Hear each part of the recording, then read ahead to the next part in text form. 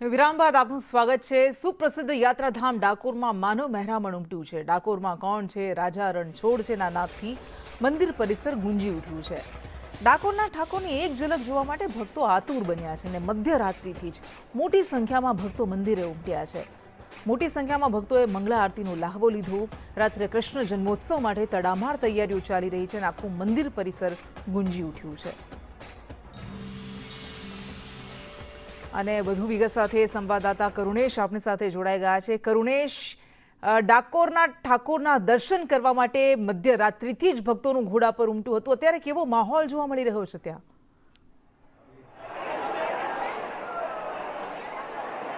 જી કૃષ્ણા, બિલકુલ આ ડાકોરના ઠાકોર એટલે કે શ્રી કૃષ્ણ અને આ શ્રી કૃષ્ણનો જ્યારે આ જન્મોત્સવ હોય ત્યારે આ જન્મોત્સવના વધામણા કરવા માટે લોકો દૂર દૂરથી સુપ્રસિદ્ધ યાત્રાધામ જે ડાકોર છે ત્યાં આવતા હોય છે। આ ડાકોરના આપણે દ્રશ્યો બતાવીએ છીએ કે જ્યાં લોકો અધેરા બન્યા છે કે આજે જન્માષ્ટમીનો આ પાવન પર્વ અને આ પાવન પર્વ પર રાજા રણછોડના, રાજા ધીરાજના, ડાકોરના ઠાકોરના, આ કાળિયા ઠાકોરના એક ઝલક મળી જાય, એમના એક દર્શન એમના થઈ જાય અને દર્શન કરીને તેઓ ધન્યતા અનુભવી રહ્યા છે। આપ જોઈ રહ્યા છો કે અત્યારે તમામ જે ભક્તો છે ભક્તો હાથ ઊંચા કરીને પોતાની સાથે જે લડ્ડુ ગોપાલ લઈને આવ્યા હોય તેમને ઊંચા કરીને અત્યારે દર્શનનો લાભ લઈ રહ્યા છે। પોતાના નાના બાળકો હોય તેમને ખભે બેસાડીને આ દર્શનનો લાભ લઈ રહ્યા છે અને આ જે માહોલ આપને જોવા મળી રહ્યો છે તે વહેલી સવારથી મોડી રાત્રિથી આ જ પ્રકારનો માહોલ છે।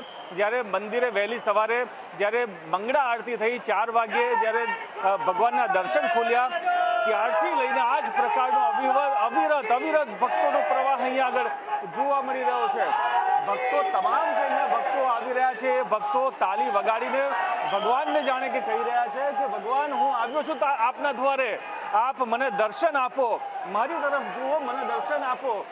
તેમ ભક્તો અહીંયા તાળી વગાડીને ભગવાનના દર્શનનો જે લાભ છે તે પ્રાપ્ત કરી રહ્યા છે।